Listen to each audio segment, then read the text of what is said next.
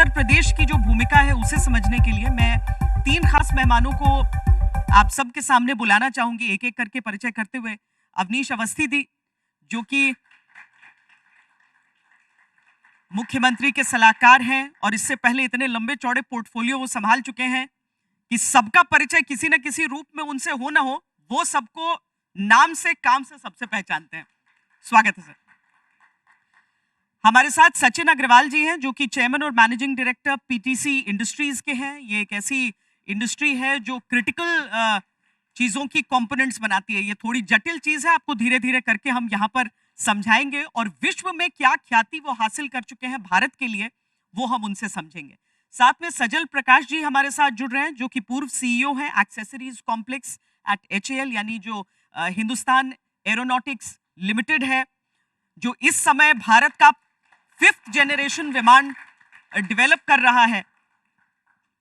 अवनीश जी, defence corridor Uttar Pradesh में तैयार है, बढ़ रहा है। ब्रह्मोस मिसाइलें जिनका कमाल हमने अभी ऑपरेशन सिंदूर में भी देखा, उत्तर प्रदेश से निकल कर आ रही हैं।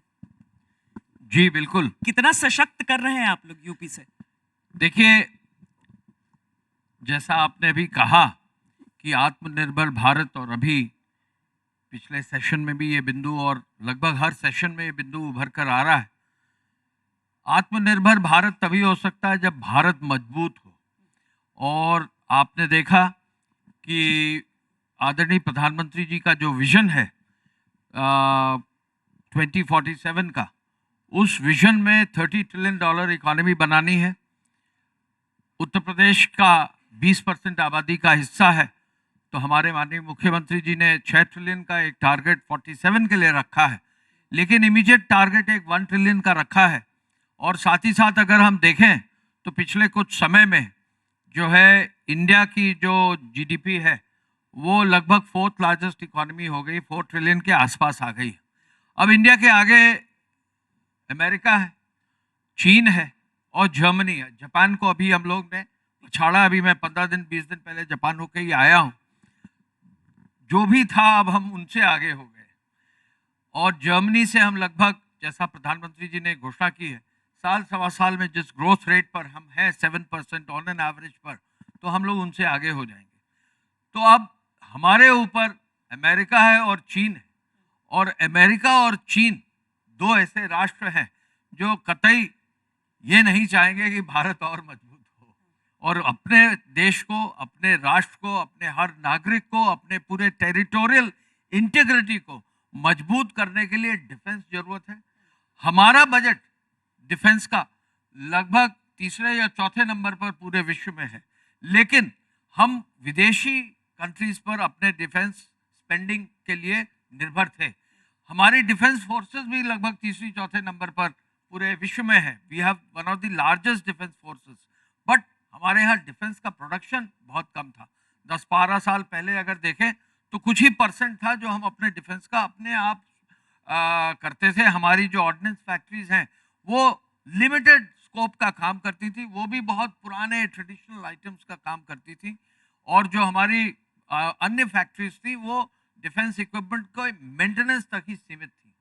आज आपने देखा है, आदरणीय प्रधानमंत्री जी ने 15 अगस्त से घोषणा की है कि हमको अपना जेट इंजन चाहिए, हमको अपने सिलिकॉन चिप्स चाहिए, हमको अपने देश का एक पूरा डोमेस्टिक जो है पूरा आयरन डोम भी चाहिए, जिसको उन्होंने सुदर्शन चक्र के रूप में नाम दिया है। तो ये सब चीजें आगे बढ़ाने के लिए ये बहुत आवश्यक है कि हम अपने देश की डिफेंस की पॉलिसी चेंज करके अपने इंजीनियर्स, अपने साइंटिस्ट, अपने डिफेंस प्रोडक्शन के लोगों को आगे बढ़ाते हुए, अपनी कंपनीज को आगे बढ़ाते हुए, उनको इंसेंटिव देते हुए डिफेंस के प्रोडक्शन का काफी हिस्सा हमारी अपनी इंडियन कंपनीज के लिए सुरक्षित रखते हुए आगे बढ़ना है। इसी कड़ी में 2017 के बजट में तत्समय के वित्त मंत्री जी ने घोषणा कराई कि 2 डिफेंस कॉरिडोर बनेंगे, और उन 2 डिफेंस कॉरिडोर जिस दिन घोषणा हुई, हम लोग ने बजट स्पीच सुनी, माननीय मुख्यमंत्री जी ने सुनी, शाम तक कहा कि एक चिट्ठी बनाओ कि हम लोग इसके लिए उस समय की डिफेंस मिनिस्टर निर्मला जी थी, उनके पास लेकर जाएंगे। उनसे समय लिया, अगले दिन उनके घर गए और डिफेंस कॉरिडोर के लिए हम लोग पत्र देकर आए उसी दिन कि ये डिफेंस कॉरिडोर उत्तर प्रदेश में बने। मैं आपको कहूंगा कि निर्मला सीतारमन मैडम ने बहुत प्यार से हम लोग घर की तरह जो है वहाँ घर पे नाश्ता पानी कराया, उनके पेरेंट्स भी थे और फिर शाम तक हम लोग वापस। समय बीत गया, कुछ महीने बीत गए, लेकिन we were very pleasantly surprise जब आदरणीय प्रधानमंत्री जी ने स्वयं मंच से, जब इन्वेस्टर समिट हुआ 2018 का, घोषणा की कि एक डिफेंस कॉरिडोर उत्तर प्रदेश को मिलेगा और एक डिफेंस कॉरिडोर तमिलनाडु को जाएगा। तब से ये डिफेंस कॉरिडोर की पूरी जर्नी शुरू हुई है। मुझे बताने में इस बात की खुशी है कि माननीय मुख्यमंत्री जी के मार्गदर्शन में, आदरणीय रक्षा मंत्री जी के मार्गदर्शन में जो डिफेंस का पूरा कार्य यहाँ हुआ है हमारे प्रदेश में, 20,000 करोड़ के इन्वेस्टमेंट का टारगेट रखा था। अभी एक हफ्ते पहले तक 62 नई इंडस्ट्रीज आ रही हैं, लगभग 11,997 करोड़ यानी 12,000 करोड़ का इन्वेस्टमेंट आ गया और उसमें भी बिग टिकट इन्वेस्टमेंट आया है। अभी आपने देखा ब्रह्मोस मिसाइल का जो है प्लांट शुरू किया गया लखनऊ में, उसी के बगल में सचिन जी की पीटीसी इंडस्ट्रीज है। It is working in the field of titanium. He is the leader, one of the leaders in the world in making titanium parts for the entire world, for aircraft and other areas. और साथ ही साथ अगर हम देखें कानपुर में तो Adani defence आई, small ammunition में they have worked very well and now they are exporting to foreign countries. Jhansi में 2026 तक अग्नि मिसाइल का जो है पूरा प्रोपल्शन सिस्टम आने वाला है और साथ ही साथ अलीगढ़ की नोट जो पूरी डेवलप हो रही है, वहाँ पर भी इलेक्ट्रॉनिक्स एरियाज के कार्य हो रहे हैं। हमारे डिफेंस कॉरिडोर में बहुत सारी नई नई चीज़ें हो रही हैं, अभी स्कोप भी और अभी आईआर डिवाइसेस के लिए नया कैबिनेट ने अप्रूवल दिया है जो डीआरडीओ बनाएगा। तो व्यापक रूप से सुधार हुआ है, जहां हम बिल्कुल जीरो थे वहां उत्तर प्रदेश में डिफेंस का एक बड़ा काम हुआ है। इस बीच में भारत सरकार की डिफेंस मिनिस्ट्री ने जितनी भी ऑर्डिनेंस फैक्ट्रीज थी उनको कॉर्पोरेटाइज भी कर दिया, यानी they have made them very very positive, very very active and company based, so that they can now take up modern technology, they can take up new projects to take them forward. Private companies में इस समय L&T defence है, Adani defence है, Mahindra defence आ रहा है, इसके साथ साथ और भी बहुत सारी ऐसी कंपनीज हैं जो डिफेंस के सेक्टर में आ रही हैं। तो उद्देश्य ये नहीं है कि हम अकेले अपने देश के लिए बनाएं, उद्देश्य यह है कि विश्व में जाकर हमारा क्वालिटी प्रोडक्ट जाए। और मुझे सबसे खुशी इस बात की है कि लखनऊ की जो ब्रह्मोस मिसाइल बन रही है ये विदेशों में जो है बहुत जल्दी जाएगी। आपने जैसा खुद ही कहा ऑपरेशन सिंदूर में इसका इस्तेमाल हुआ, ब्रह्मोस के बराबर कोई और मिसाइल विश्व में नहीं है, केवल एक मिसाइल अमेरिका में है, लेकिन अमेरिका वो किसी देश को देता नहीं है। हमारा देश जो है ब्रह्मोस को अन्य देशों को भी दे रहा है। प्रधानमंत्री जी का ये विजन है कि आत्मनिर्भर भारत बनाना डिफेंस के सेक्टर में सबसे ज्यादा जरूरी है। वाकई, और एक ऐसे देश के लिए जो हर तरफ से अपनी एडवर्सरीज से घिरा है, जिसे अलग अलग युद्ध में अलग अलग समय पर हमें हथियारों की कमी हुई और उस समय उस देश ने देने से इनकार किया। आज अगर हम एक खुद को सक्षम देखते हैं तो उसमें जो हमारे प्राइवेट प्लेयर्स हैं, हमारे जो अपने डिफेंस के अपने सरकार के जो उपक्रम हैं, उन सब की भूमिका रही है। सचिन जी, आपने तो ऐसे समय में शुरुआत की जब डिफेंस कॉरिडोर नहीं था उत्तर प्रदेश में। क्या पिछले कुछ समय में वैश्विक मांग आपको बढ़ती हुई दिखी? आप, मेरा ख्याल है 70 से 80% आप एक्सपोर्ट करते हैं इन चीजों का। जी बिल्कुल, जैसे अवस्थी साहब ने बोला, ये पिछले जो पूरा डिफेंस का, मैं जैसे हम यूपी में कहा जाता है डबल इंजन की सरकार, तो डिफेंस में एक्चुअली ट्रिपल इंजन की सरकार है, क्योंकि यूपी डिफेंस कॉरिडोर के लिए मुख्यमंत्री जी भी हैं, हमारे डिफेंस मिनिस्टर राजनाथ सिंह जी भी हैं और प्रधानमंत्री भी यहीं के हैं। तो इसलिए यूपी में बहुत बड़ा डिफेंस का एक रेवोल्यूशन, मैन्युफैक्चरिंग का रेवोल्यूशन आ रहा है।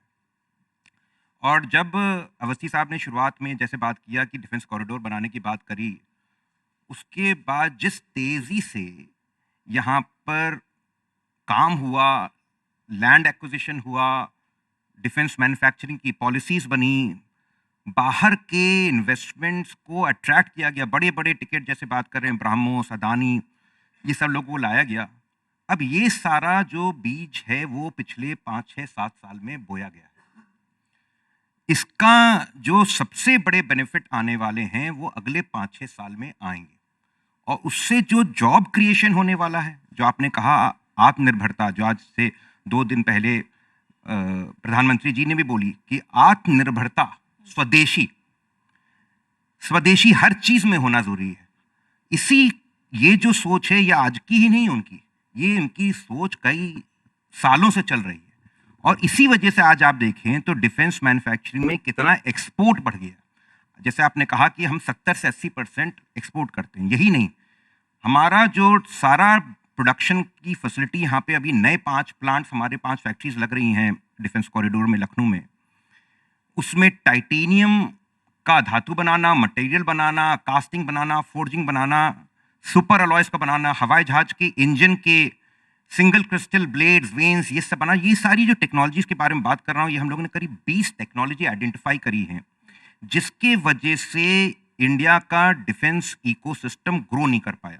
जैसे सजल प्रकाश जी बैठे हैं एचएएल से, एचएएल का काम होना चाहिए हवाई जहाज बनाना, प्लेटफॉर्म बनाना, और बाकी जो प्राइवेट इंडस्ट्री हैं उनके एमएसएमई हो चाहे जो हो, उनको सपोर्ट करें, एक इकोसिस्टम बना करके जो नीचे से पुर्जे देने हैं, क्रिटिकल कंपोनेंट्स देने हैं, मटेरियल्स देने हैं, वो उनको सप्लाई कर सकें। लेकिन यहाँ पे वो इकोसिस्टम नहीं बन पाया पिछले 50-60 साल में, और वो आज के दिन में क्रिएट हो रहा है। हमारी कंपनी का पर्पस है कि हम यहाँ पर देश को सक्षम कर दें, आत्मनिर्भर कर दें, और टेक्नोलॉजी और कैपेबिलिटी में एट पार खड़ा कर दें सारे देशों से, जिसमें कि कुछ भी यहाँ पे डिफेंस का बनाना हो, उसके लिए कोई बाहर के देश के ऊपर उनको पुर्जों के लिए, क्रिटिकल पुर्जों के लिए, स्पेयर्स के लिए और मटेरियल्स के लिए डिपेंडेंस ना हो। वो हमारा उद्देश्य है, और उसी उद्देश्य में अभी कुछ दिन पहले माननीय मुख्यमंत्री जी ने और रक्षा मंत्री जी ने हमारे यहाँ इनॉग्रेशन किया था टाइटेनियम का प्लांट का, ब्रह्मोस के साथ ही सामने लगा हुआ। तो ये बहुत बड़ा एक मुहिम चल रहा है, और हमारे ख्याल से अगले 4-5 साल में इसके एक्चुअल क्या निकलने वाला है, इसका बीज, उसका जो पौधा निकलने वाला है, बहुत मैसिव एम्प्लॉयमेंट क्रिएट होने वाला है इस यूपी में। सजल जी, जो इकोसिस्टम की बात उन्होंने की, मैं हाल में आडा के साथ भी कुछ शूट कर रही थी, जो एरोनॉटिकल्स डेवलपमेंट एजेंसी है हमारी, और उन्होंने भी इस बात पर जोर दिया कि कैसे वो क्रिएट कर, क्योंकि मेक इन इंडिया का मतलब केवल ये नहीं होता है कि आप पूरा नीचे से लेकर ऊपर तक सब कुछ आपका है। मेक इन इंडिया में कंपोनेंट्स आपके होते हैं, और उन कंपोनेंट्स को बनाने के लिए आपको प्रोत्साहन देना पड़ेगा। आज रक्षा मंत्री ने एक अच्छी बात कही है, मैं उस पर आपके विचार चाहूंगी। उन्होंने कहा मेक इन इंडिया और मेक विथ फ्रेंड्स, ये जरूरी है डिफेंस में। बहुत ज़रूरी है श्वेता जी, अकेले कोई एक कंपनी पूरा काम नहीं कर सकती, और ख़ासकर एरोस्पेस एंड डिफेंस में तो ये बहुत ही आवश्यक है कि आप एक पूरा इकोसिस्टम डेवलप करें। मैं आपको कुछ उदाहरण दूंगा। इवन LCA एयरक्राफ्ट, जो लाइट कॉम्बैट एयरक्राफ्ट, तेजस एयरक्राफ्ट है हमारा, उसमें जो कुछ भी आप बाहर से देखते हैं वो सब बना हुआ है हमारे पार्टनर्स के द्वारा। उसको HAL नहीं बनाती। HAL most of the components को बाहर से इनसोर्स करती है या आउटसोर्स करती है। तो जितनी प्राइवेट इंडस्ट्रीज़ हैं इंडिया में, वो उन कंपोनेंट्स को बनाती हैं, उनको हमें सप्लाई करती हैं, और फिर उनको हम असेंबल करके, टेस्ट करके, और फिर फाइनल कंपोनेंट डिलीवर करते हैं। और ये कॉन्सेप्ट हम पिछले 15-20 सालों से फॉलो कर रहे हैं। और आज की डेट में HAL एरोस्पेस मैन्युफैक्चरर है, पर ये केवल फ्लाइट टेस्टिंग, असेंबली और इंटीग्रेशन ही करता है। जितने इंडिपेंडेंट कंपोनेंट्स हैं, डिटेल पार्ट्स हैं, वो सब बाहर से आते हैं। तो देखा जाए तो खाली air frame assembly, engine assembly और लैंडिंग गियर असेंबली, और उनका पूरे हवाई जहाज में असेंबल करना HAL का काम है। मैं आपको 1-2 उदाहरण देता हूँ। उत्तर प्रदेश में HAL की 3 पेरेंट यूनिट्स हैं, कानपुर में, लखनऊ में, कोरबा में, सुल्तानपुर के पास, और एक 100% सब्सिडरी है नैनी, प्रयागराज में। और ये 3 यूनिट मिलके मेजर कंट्रीब्यूटर हैं HAL के टोटल टर्नओवर का। तो अगर आपको देखा जाए तो इनफैक्ट इन कॉम्प्लेक्स में हैदराबाद भी आता है, तो हैदराबाद को मिला के करीब 30,000 करोड़ अगर रफली टर्नओवर है एचएएल का, तो 10,000 करोड़ के आसपास इन 4 डिवीजन से आता है। और इनको छोड़ दें, खाली उत्तर प्रदेश को देखें तो 7,000 करोड़ का कंट्रीब्यूशन खाली उत्तर प्रदेश से होता है। और एक यूनिट कानपुर में है। मैं आपको उदाहरण देना चाहता हूँ सिनर्जी का, कि कैसे private industries, government industries, central government, state government, regulators, even the operators, Indian Air Force, how do they synergize things? हम लोग एक हवाई जहाज बनाते हैं 19 seater Dornier 228, which is a regional transport aircraft. और जो ट्रांसफ़र ऑफ टेक्नोलॉजी हुई थी उसकी जर्मनी से इंडिया में, और गवर्नमेंट ऑफ इंडिया ने उस समय डिसाइड किया था कि उसको इंडिया में बनाया जाएगा, क्योंकि उस समय 80s में भी, अभी आपको ध्यान हो तो रीजनल ट्रांसपोर्ट में काफ़ी फोकस था। तो वो एयरक्राफ्ट कानपुर में बनाना शुरू हुआ। शुरू में हम लोग काफ़ी चीज़ें, ज़्यादातर चीज़ें इंपोर्ट करते थे, खाली लेबर वर्क हम लोग किया करते थे। कुछ दिनों पहले 2022 में हमने उस एयरक्राफ्ट की जितनी भी टेक्नोलॉजी हैं सबको मास्टर किया, मैन्युफैक्चरिंग और डिज़ाइन भी। और ये आश्चर्यजनक है कि एक हवाई जहाज जो दूसरे कंट्री में डिज़ाइन हुआ, उसका डिज़ाइन राइट हमारे रेगुलेटर ने हमको दिया। तो डीजीसीए ने, जो directorate general of civil aviation है, उसने एचएएल की कैपेबिलिटी के ऊपर पूरे डिज़ाइन को एचएएल का डिज़ाइन बना दिया। तो वो हवाई जहाज अब हिंदुस्तान 228 के नाम से हम लोग बनाते हैं, और अभी अरुणाचल प्रदेश में उड़ रहा है। और 2047 तक सर विकसित भारत के साथ साथ विकसित उत्तर प्रदेश तो अवश्य होगा, क्योंकि बिना उत्तर प्रदेश के तो भारत नहीं विकसित हो सकता। 19 एयरपोर्ट जो हम लोग बात कर रहे हैं, जिसमें से 5 इंटरनेशनल एयरपोर्ट्स हैं, मुझे आशा है कि इसमें आप छोटे विमान इस साइज के 19-20 स्वदेशी बने हुए आप देखेंगे, जो एक एयरपोर्ट से दूसरे एयरपोर्ट से रेगुलर चलते जाएंगे। पर मैं कहना ये चाह रहा था कि इस एयरक्राफ्ट को जब हमने सर्टिफाई किया इंडिया में, जब डीजीसीए ने हमको पूरा डिज़ाइन राइट्स कन्फर किया, उसके बाद एक कंट्री है गुयाना, लैटिन अमेरिका में, उसके प्रेसिडेंट आए थे जब यहाँ पे समिट हुई थी इंडियन डायस्पोरा में, तो he was very interested in this aircraft, और उन्होंने डिसाइड किया कि हम ये हवाई जहाज खरीदेंगे। तो आपको आश्चर्य होगा कि 1 साल के अंदर उनकी पूरी टीम ने आके पूरा स्टडी किया, पर उनकी रिक्वायरमेंट थी कि ये हवाई जहाज आप मिलिट्री रोल में बनाते हैं, इसको सिविल सर्टिफाई होना चाहिए, और वो सिविल सर्टिफिकेशन हमारे गुयाना सिविलियन अथॉरिटी से अप्रूव होना चाहिए। तो डीजीसीए के अप्रूवल के बेसिस पे हमने उनके सिविल एविएशन अथॉरिटी से अप्रूवल कराया, और मार्च 2024 के महीने में वो हवाई जहाज साइन हुआ, कॉन्ट्रैक्ट साइन हुआ, और एंड मार्च में उस हवाई जहाज को हमने डिलीवर किया उनको। और डिलीवरी में आप समझ लीजिए 28 तारीख को इंडियन एयरफोर्स के हरक्यूलिस एयरक्राफ्ट में, उसको C-17 एयरक्राफ्ट में, हरक्यूलिस में नहीं, भर के हवाई जहाज में रखा गया। 2 दिन के अंदर 30 और 31 मार्च को हवाई जहाज वहाँ पे डिलीवर किए गए। So the kind of synergy you see which is developing in our country, you know, it is unprecedented. तो ये जो स्पिरिट है कोऑपरेशन की और कोलैबोरेशन की, यही हमारे राष्ट्र को विकसित बनाएगा। मैं इसमें कुछ कहना चाहूँगा। हमारे देश में यूथ की कमी नहीं, इनोवेटर्स की कमी नहीं है, स्टार्टअप्स की कमी नहीं है। हमारे देश में बहुत सारे लोग जो अब पहले विदेश जाया करते थे, अब सोचते ये है कि हम अपने देश में ही आ जाएं और अपने देश में काम करें। अभी आपने नोएडा में देखा होगा, एक ड्रोन की पूरी यूनिट पर आदरणीय रक्षा मंत्री जी और माननीय मुख्यमंत्री जी गए थे। इनका भी बहुत बड़ा रोल अभी ऑपरेशन सिंदूर में था, because most of modern warfare is now through drones and all these modern technologies and things. Basic point यह है कि इन सबको, जैसा आपने कहा, वर्ड यूज किया synergy, we need a synergy to put, एक जैसा नहीं होता है, माला पिरोने की जरूरत है, माला पिरोने की जरूरत है। हमारे IITs बहुत मजबूत है, IIT कानपुर को जोड़िए, अभी आप देखेंगे ड्रोन्स पर वो लोग जिस तरह की रिसर्च कर रहे हैं, अब एयरफोर्स उसको और सर इसी चीज में मैं आपसे एक जोड़ कर एक पूछना चाहती हूँ, जिस दिशा में आप जा रहे हैं। एक बहुत लंबे समय तक एक मैं कहूंगी थोड़ी नकारात्मकता जोड़ी गई इस बात से कि अरे भारत में बना हुआ है, विदेश से जब तक नहीं आ रहा है, यूरोप में, अमेरिका में ये सब नहीं बना हुआ है, तब तक वो सही नहीं है। क्या उस चीज को गर्व से लेकर और अपने उस टैलेंट को सपोर्ट करना, उसके पीछे एक बहुत बड़ा कारण है? देखिए, एक एरिया है, मैं थोड़ा टेक्नोलॉजी पर जा रहा हूँ, एक एरिया है जिस पर हमें बहुत काम करना पड़ेगा, वो है सेमीकंडक्टर चिप्स। ये एरिया एक ऐसा एरिया है जहाँ देश ने बहुत काम किया ही नहीं था। अभी प्रधानमंत्री जी ने पूरा सेमीकंडक्टर मिशन चालू किया है। अभी जो है उस सेमीकंडक्टर मिशन पे नए नए प्रोजेक्ट्स अन्य अन्य प्रदेशों में, उत्तर प्रदेश में, गुजरात में, महाराष्ट्र में, आंध्र प्रदेश में, ये हैदराबाद में सब आ रहे हैं नए project.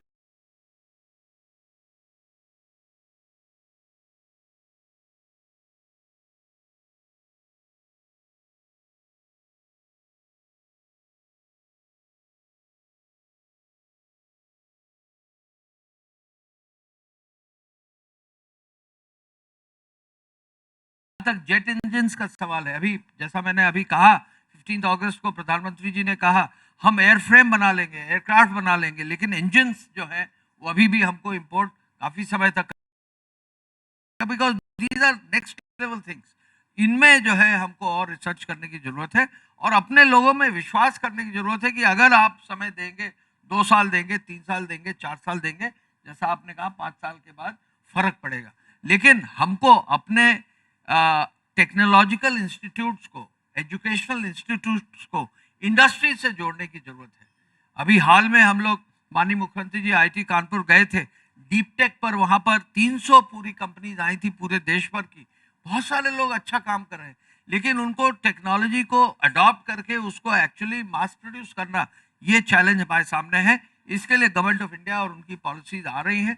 Slowly and gradually all our institutions of higher education will get aligned in the area of technology with all the areas particularly of defense. Sachin ji, क्या मेड इन इंडिया की स्वीकार्यता आपको बनाने में मुश्किल हुई थी शुरुआती दिनों में? जैसे आपने कहा शुरुआत में हो सकता है, थोड़े आज से मैं 10-15 साल पुरानी बात करूं तो कहीं पे भी जाइए तो थोड़ी बहुत नकारात्मकता सोच तो थी, दोनों तरफ से थी कि ये इंडियन बना है तो कहाँ से मिलेगा, इसमें क्वालिटी कहाँ मिलेगी, और साथ साथ में इंडिया में बनाने की ज़रूरत क्या है, ये भी क्वेश्चन पूछा जाता था। अब ये इतना कम है, रिक्वायरमेंट बाहर से आ रहा है, कोई इंडिया में क्यों बनाए।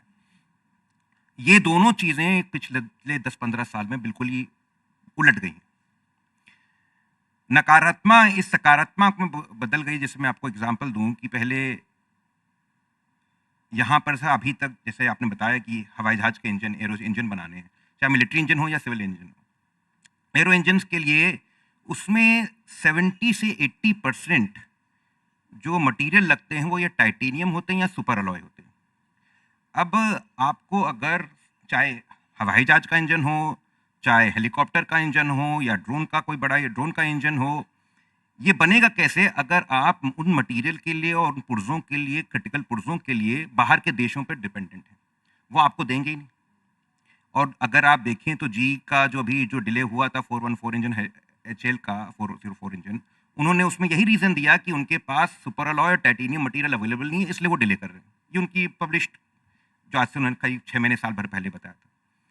तो कहने का तात्पर्य कि आज के दिन में वही हम साफरान हैं, रोल्स रॉयस है, दासो जो कि रफाइल के हवाई जहाज बनाता है, इन सब के साथ हमारे अग्रीमेंट हैं उनको पुर्जे टाइटेनियम के और सुपर अलॉय का सप्लाई करने के लिए, और मटीरियल्स जिससे कि वो उनके हवाई जहाज में लगे हैं, सिविल में भी और मिलिट्री इंजन में भी। अभी हम लोग ने पेरिस एयर शो में साफरान के मिलिट्री इंजन के लिए MOU साइन करा, तो उसमें सारे जो क्रिटिकल पुर्जे लगने हैं और जो सारे क्रिटिकल मटेरियल लगने हैं टाइटेनियम सुपर अलॉय के, तो आज के दिन में उनमें एक्सेप्टेंस क्रिएट हो चुकी है। तो वो नकारात्मकता जो थी कि यहाँ पे इंडियन बना है तो वो क्वालिटी का नहीं है, आज के दिन में वो ये कन्वर्ट हो चुका कि इंडिया में बना तो अच्छा है। मैं यहाँ एक चीज़ बता दूं आपको, क्योंकि आपकी इंडस्ट्री से हम लोग बहुत जुड़े रहे हैं, आपके उद्घाटन में भी गए हैं, काफ़ी एनालिसिस की है। जब बीच में अभी 1-2 साल पहले चाइना के साथ जो है तमाम सारे इश्यूज उभरे हैं, रेयर अर्थ के लिए चाइना ने कहा कि हम देंगे ही नहीं, तो उसमें कहीं ना कहीं पूरे विश्व में ये सोच बनी कि India is a more reliable partner as compared to China, and that is one reason why a large number of companies want to work very closely with India so that they have an option to come to India. And by the way, our machining, our products are of much higher quality as compared to the country I am naming. So this is something which is new, this is something which is emerging, this is something which is happening because the entire policy perspective for the Honorable Prime Minister and Government of India in the Defense Ministry, all of that is changing. Sir, 2 चीजें हो जाती है ना इसमें। एक तो ये भी एक भ्रम बनाया गया कि मेड इन चाइना बुरा है। मेड इन चाइना इसलिए बुरा है क्योंकि वो अच्छी चीज अपने लिए रख लेता है और बाकियों को जो देता है वो एक्चुअली डंप होता है। मेड इन चाइना बुरा नहीं था, पर भारत अच्छा ही बनाएगा और अच्छा ही देगा, ये मुझे लगता है कि इंडिया हमारे में दो क्वालिटी नहीं है जी। चाइना में दो क्वालिटी चलती है। हाँ। एक जो अच्छा क्वालिटी, गुड क्वालिटी एक होती और है, एक नॉर्मल जो कि इंडिया को बेचने हाँ, के लिए और सबको डंप बेचने कर दो हाँ, बाजार में, तो बिल्कुल। ये इंडिया में सिंगल क्वालिटी चलती है और स्पेशली एरोस्पेस डिफेंस में डबल क्वालिटी हो भी नहीं सकती। हाँ, और जैसे वसी साहब ने कहा, ये जो सारे रिस्ट्रिक्शंस पड़े हैं, इसमें इंडिया की जियोपॉलिटिकल स्ट्रेंथ पिछले 3-4-5 साल में, स्पेशली कोविड के बाद और उसके बाद रशिया यूक्रेन वॉर के बाद, और जो जिस तरीके से प्रधानमंत्री जी ने सारा हैंडल करा है सब तरफ से, India is in that sweet spot कि जहां पर वो सब जगह एक्सेप्टेबल है और रिक्वायर्ड है। बिल्कुल। सजल जी, एक और चीज जो एचएएल के साथ जोड़ी गई शुरू से कि देखो तेजस बनाने में इतना समय ले रहे हैं, इतना समय ले रहे हैं, अब आमका आया, आमका को बनाने में इतना समय ले रहे हैं, पर एक्चुअली जब एक एयरक्राफ्ट आप बनाते हैं उसमें इतना समय लगता है, पर ये धीरे धीरे जो उसके तरफ काम होता रहा, अब जो 5th जनरेशन फाइटर एयरक्राफ्ट भी बन रहा है, उसमें भी कमी निकालने वाले लोग हैं जो कहते हैं कि ये देखो वो तो इससे भी आगे बनाने में लग गया है चाइना, आपका एडवर्सरी वहां पहुंच रहा है, आप लोग कहां पहुंच रहे हैं। ये सारे तर्क में दम है या फिर ये केवल डिरेल करने की बात है? देखिए, एरोस्पेस एंड डिफेंस एक एंटायरली डिफरेंट सेगमेंट है। इसको आप नॉर्मल इंडस्ट्री सेगमेंट से कंपेयर नहीं कर सकते, और इसमें टाइम लगता है, क्योंकि अगर आप हवाई जहाज डिजाइन कर रहे हैं नया, आपने एक आइटम, एक इक्विपमेंट सेलेक्ट कर लिया, तो उसको आप इमीडिएटली ओवरनाइट रिप्लेस नहीं कर सकते। उसको अगर आपको रिप्लेस करना है तो आपको you have to undergo through the qualification exercise, वो 3 से 4 साल का टाइम लगाता है। तो इसीलिए इनफैक्ट ये इसका एक डिसएडवांटेज भी है कि अगर आपने एक इम्पोर्टेड आइटम सेलेक्ट कर लिया तो वो वेंडर आपको हमेशा ब्लैकमेल करेगा। इसीलिए सेल्फ सफिशिएंसी, आत्मनिर्भरता बहुत बहुत आवश्यक है हमारे एरोस्पेस एंड डिफेंस में। इसलिए हम लोग का उद्देश्य यही है कि जितने भी अब हवाई जहाज हम लोग बनाएं, उसको अपने जितना भी कंपोनेंट्स हैं वो सब इंडिजिनियसली डिजाइंड हो। चैलेंज केवल इंजन, प्रोपेलर या इस टाइप के कंपोनेंट्स में आती है जिसकी टेक्नोलॉजी नहीं है, अभी मटेरियल नहीं है, और अगर उसको हम एक कोहेसिव तरीके से एड्रेस करें, जैसे देखिए अब इंजन भी हम लोग बनाते हैं, ट्रांसफर ऑफ टेक्नोलॉजी में छोटे इंजन बनाते हैं, जैसे एक पीटीए लक्ष्या पायलटलेस टारगेट एयरक्राफ्ट था, उसका इंजन एचएएल ने डिजाइन किया, एचएएल ने बनाया। 2 इंजन पे एचएएल काम कर रहा है, एक हेलीकॉप्टर इंजन के लिए और एक जेट इंजन के लिए। कावेरी इंजन पे ऑलरेडी काफ़ी काम किया जा चुका है।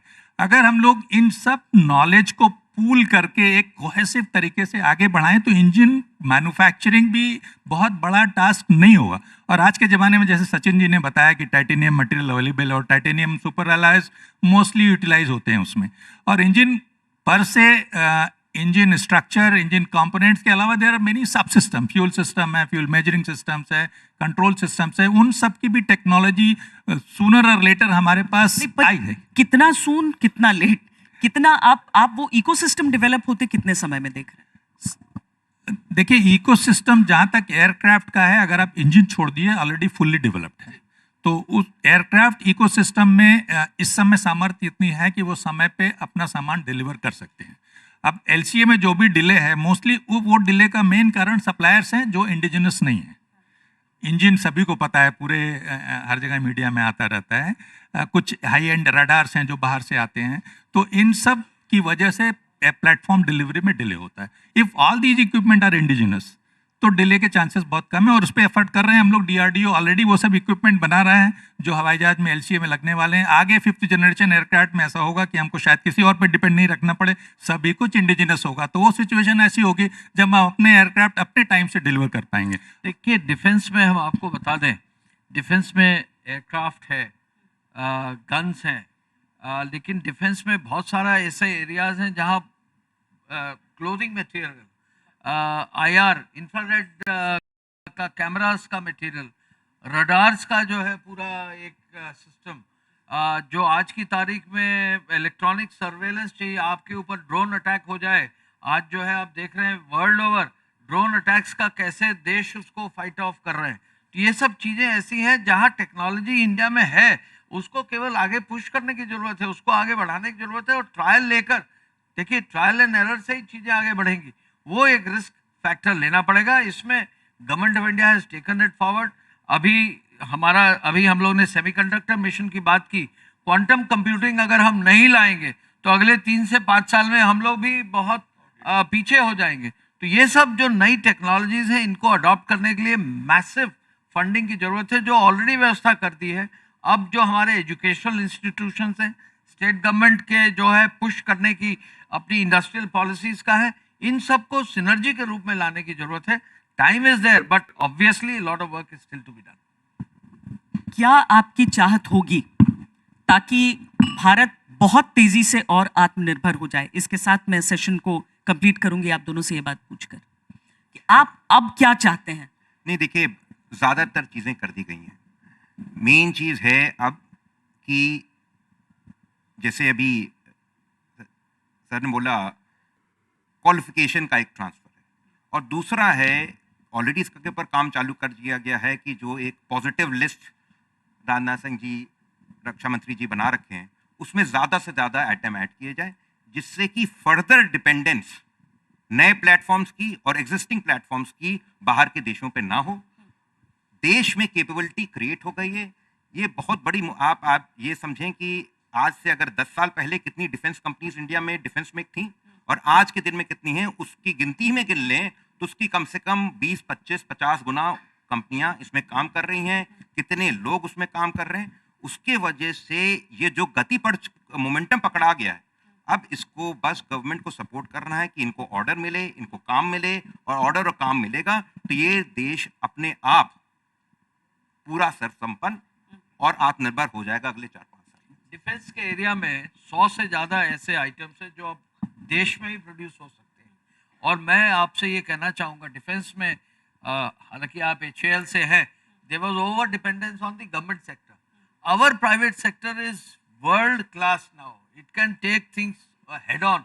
हमको अपने प्राइवेट सेक्टर को भी आगे बढ़ाना है, that is the mantra for taking forward the defence. In fact मैं कुछ चीज़ें मैं ऐड करना चाहूँगा आत्मनिर्भरता की तरफ जो हमारा कदम बढ़ रहा है उसमें। एक तो हमारा जो फ्यूचर है वो सस्टेनेबल टेक्नोलॉजीज़ पे डिपेंडेंट है। तो सरकार की तरफ से जो अगर चाहेंगे हम लोग कि इस पे ज़्यादा जोर होना चाहिए, क्योंकि 2040 और 2045 जब तक हम 2047 में विकसित भारत बनेंगे, sustainable technologies will be the order of the day.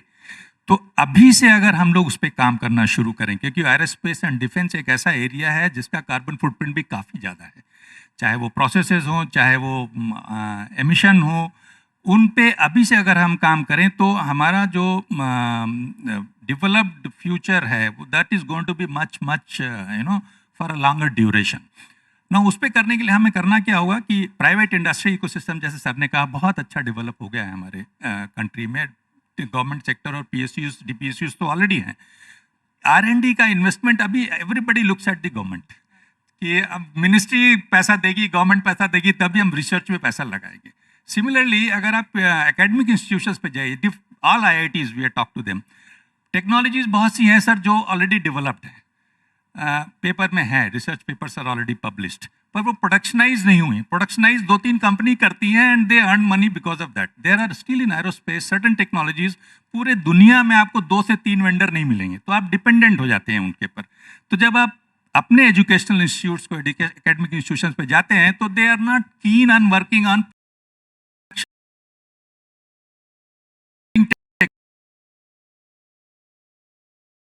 technology as those. So there is a need that we must start working on those technologies and with the objective of making this sustainable in future. Even chip manufacturing की sir ने बात की, chip is going to be really turning around for all of us, but it's a heavy, it has got heavy tax on environment, the production process. So if you start working on that, so probably our manufacturing processes are going to be much more eco-friendly. And we will definitely be bird leader in those technology if you start thinking from now itself. खासकर research development पर जो आपकी बात थी, उससे मुझे याद आ गया, अभी कुछ ही दिनों पहले मैं एक फ़्लाइट ले रही थी और IIT की एक स्टूडेंट थी, मैं किस IIT से थी वो नहीं बताऊंगी, लेकिन उन्होंने कहा कि मैं DRDO में इंटर्नशिप का क्या सिस्टम होता है। मैंने कहा मेरा तो फील्ड नहीं है, मुझे पता नहीं, मैं पता करके बता सकती हूँ। तो उसने कहा कि नहीं, मैं डिफेंस पे रिसर्च करना चाहती हूँ, लेकिन मेरे इंस्टीट्यूशन में कल्चरल फेस्ट का बजट हमारी रिसर्च के बजट से कम है, मतलब ज़्यादा है। तो ये थिंकिंग आपका वाकई जो कहना मैं आईआईटी कानपुर से हूँ, जी लेकिन मैं जरूर कह सकता हूँ कि आपको एक रिसर्च R&D पर भी एक आज तक का कॉन्क्लेव करना चाहिए and bring the top most scientist and young scientist of the country forward. Believe me, they have a lot of potential. We need to just take them forward. Thank you so much. बहुत बहुत धन्यवाद आप सबका sir. यहाँ पे एक बहुत enriching session था.